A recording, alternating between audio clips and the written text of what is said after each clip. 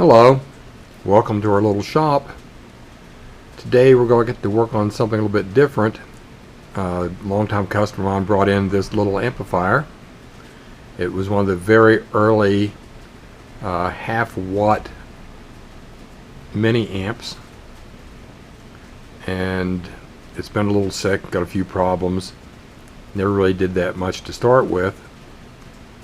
As hard as we tried, we couldn't get it to do a whole lot. Several years ago, I'd actually made him this little 110 cabinet for it that houses a vintage Alnico CTS very light frame speaker.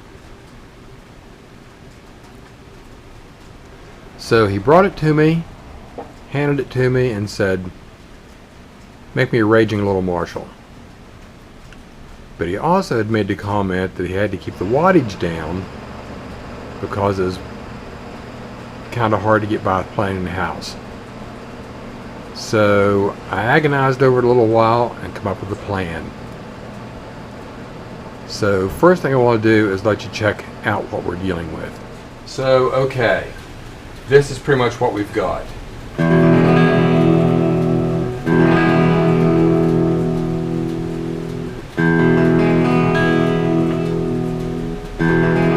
About as clean as it gets.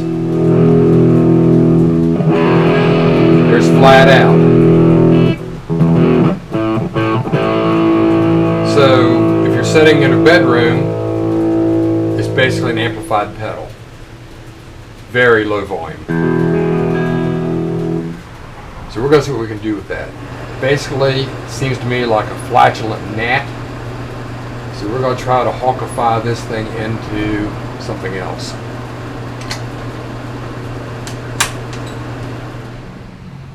Okay, to give you a little look inside here, what we've got, we have two 12AX7s, we have a 6 NIP tube, we have a reverb drive transformer, kind of like a Fender amp, and at the heart of this we actually have a Weber 10-watt power transformer. Like I said, they're using one side of the triode on this 6 NIP to actually use as an output tube to drive this reverb drive transformer, which is meant to deliver a little bit of power for reverb drive to an 8 ohm load. Flip it over and let's take a look on the inside. Let's say not much here.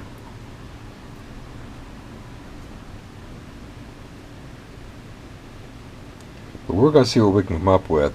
I've measured this up on the scope. We get a 1/4 watt semi-clean, a 1/2 watt flat out.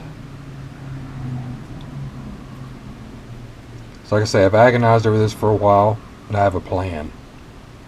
Oh God, another powers plan. Anyway, I'm going to fill you on that in just a second.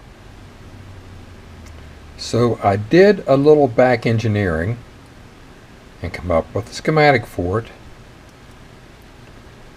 So we know what his original plan was. He had an effects loop and an effects mix. He used 1/2 of one of the preamp tubes to drive the effects loop. He had your typical tone stack cathode follower like Marshall uses. He had a slightly cascaded gain stage here in the front.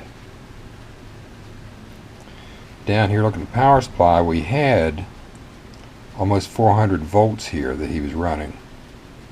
Of course, these preamp tubes don't have a whole lot of current load, so I expect that to drop a little bit because we're going to use a power tube. I had considered originally using an EL84, possibly triode wiring it to get the wattage down on it to about 2 watts. But I thought that was just a waste of a good EL84. My second plan was to use one of these 6AK6 1 watt power pentodes, but it had two things, well actually three things I didn't care for. One, it was a 7-pin tube, which meant I'd have to change the socket. Two, it requires an extremely high plate load. Actually, it probably ran really well with this reverb drive transformer, but we're going to nuke it too. But the real clincher here was these tubes only like about 180 volts. So that's out. So in comes my final solution. This is a 6BM8. It's about a 1.5 watt pentode, 9-pin, and it has a triode in it also, like a 12X7. So I can have my driver and my power amp on one tube. Okay? And in the original schematics, he basically had his output tube here and didn't even have a driver for it. He was coming right off the tone controls and actually using the effects loop tube as a little bit of drive. So, that being said, here is my solution. I've re-engineered the amp.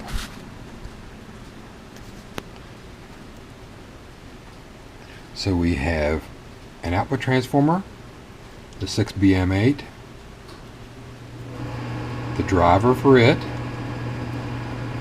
the effects loop, it's still up in the air. I don't know, I might include it. We'll see. We've got the master volume here in front of the phase inverter. Well, and this amp is just a driver. It's not a phase inverter. Sorry. We've kept our tone stack driver. We have an extra tube here we can use, and an original preamp tube. Now what we're going to do is voice this like a Marshall. We're going to try to get a plexi type voicing. But this tube right here, we can actually make this like a little 800. So we might do something cool with that. We'll see. We gotta get there first. But this is the plan. So we'll see if this powers plan pays off. Like I said, I get a lot of grief for these powers plans. But my secret weapon here is one of my favorite little things that actually I get a tickle out of on occasion. One of the things I'm known for is making little amplifiers sound big. Case in point, old grandpa here, who's almost legendary. But that is a whole nother story for another time. So this is going to be fun. Okay. Well, I thought I would take a moment to get you caught up here. We have our new transformer in and all that. Everything's going on here. We've got the power amp actually running. Got to clean up some leads here a little bit. We've actually added a ground strap here instead of the suspension bridge grounding that they had. We're going to have to do some heater work. I had to actually move my output transformer leads from this eyelet to another eyelet up here. We had an oscillation problem. But you can see I'm to this far so far. Like I said, I've got the power amp, I've got the output tube and the driver hooked up as far up as the master volume. And it's running. And just to show you something here, let me switch hands. Did you hear the scope?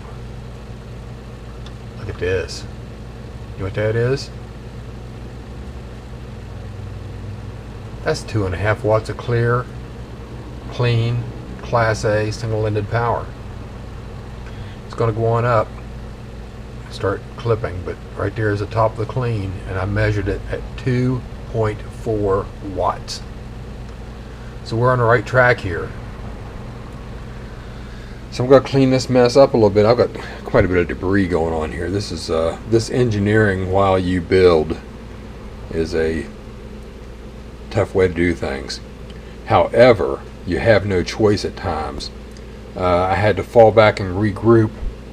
I had planned on originally using the bridge rectifier that they had to start with, but I had to actually de-evolve that back to a half-wave rectifier so I could use the original power transformer because my voltage was way too high.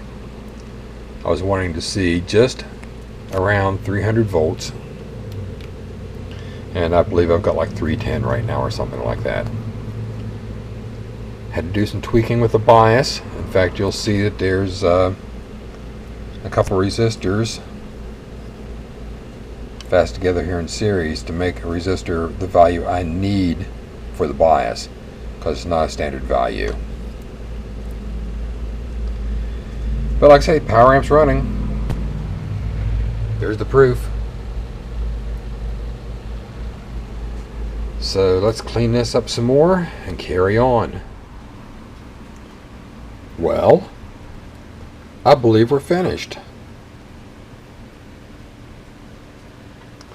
I replaced almost everything on the board, rearranged all of it, redid the heater wiring, as they got rid of his grounding system he had floating in air up here. Anyway, it was tough to get a lot of stuff to fit on that board. I had to add a couple capacitors, had to add a couple power supply caps here.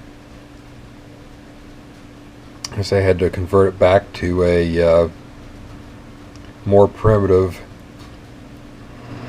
half-wave rectifier. We added an extra stage of filtering here in the early part to get rid of some more ripple and hum. Actually, the amp is very quiet hum-wise. I wanted to bias the filament supply to raise it above ground, but the amp's pretty quiet. Plus, I actually ended up adding a feedback loop here from the speaker with the negative feedback to stabilize the amp some more. It sounded great without it, and a lot of Class A single-ended stuff I like no feedback loop, but with all the gain stuff, this kind of just fell apart. So I've got minimal negative feedback there to stabilize the amp. So we've got our typical Marshall Plexi style tone stack here and preamp. Had to throw away some gain. My bias voltage is actually about 27 volts here on the cathode of this output tube, and I measured the possibility of actually swinging 60 volts into it, so it's not a perfect situation. Like I say, I had to throw away some gain. I wanted it to still be gainy if you wanted it to be, but not out of control. So therefore we ended up not using the other section here. We talked about doing the 800 style front end. It's just too much. Like I say, with the straight Plexi style gain, I actually had to trim some of that back and throw some of it away. So there you go. Got to glue a couple things down here, plug a couple holes. Like I say, his effects loop, we didn't put it back in, so I got to do something about that. Got to relabel for the new output tube. So let's flip it over and let's take a look at that side now. So nothing has really changed that much on this side. We have the new output transformer. We have the new power tube, the 6BM8. And as I said earlier, I had to drill another hole over here to run the plate leads for the output transformer through, because I actually had a parasitic oscillation with them over here. So I had to get rid of that.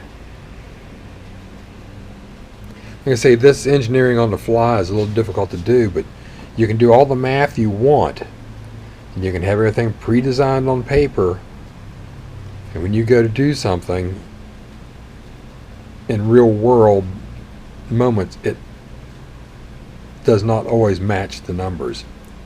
Like I say, we had to back engineer or re-engineer and de-evolve the power supply to drop the power supply down to use his transformer.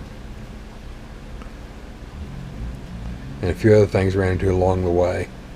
So what looks right on paper and numbers a lot of times doesn't work. So you actually have to do it by an empirical process and do it on the fly.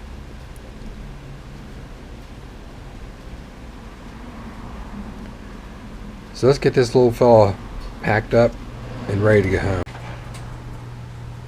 So I thought I'd check this out again real quick before I put it in the done pile.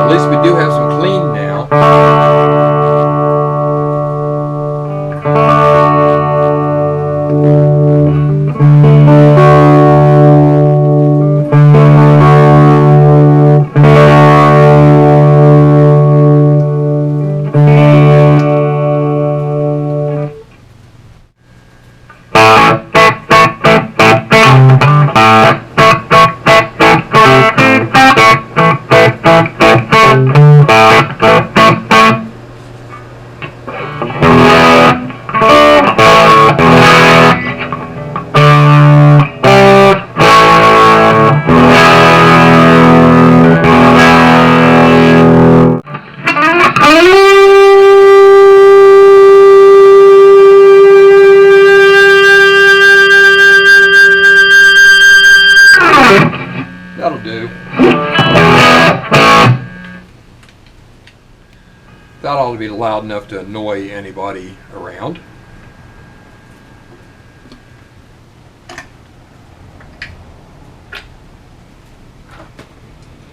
Well, we'll see what he thinks about this. I wanted to wrap it all up for him, get it all taken care of.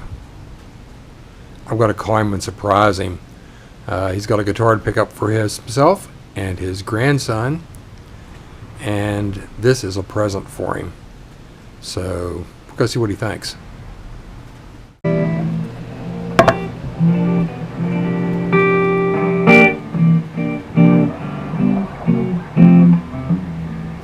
There, try it out. Let's see what you think.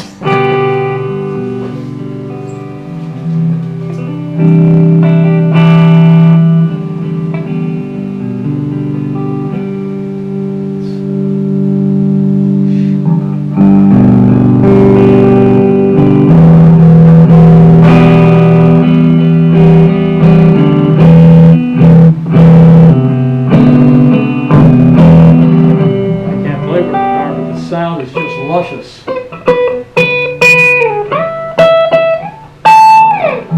And there's a nylon. Is that nylon? Uh-huh. Yeah, that is just. Yeah, play with it for a minute. See what you think.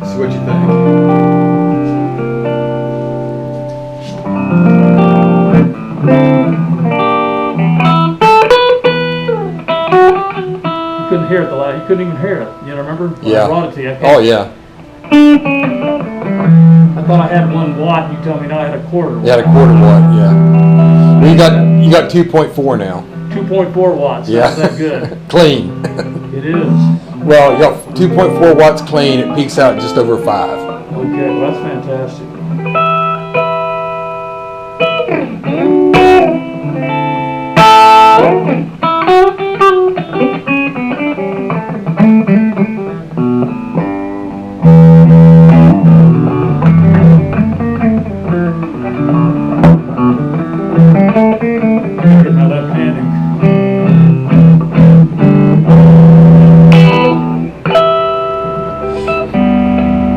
repair. You're injured. My hands hurt so bad I can't play.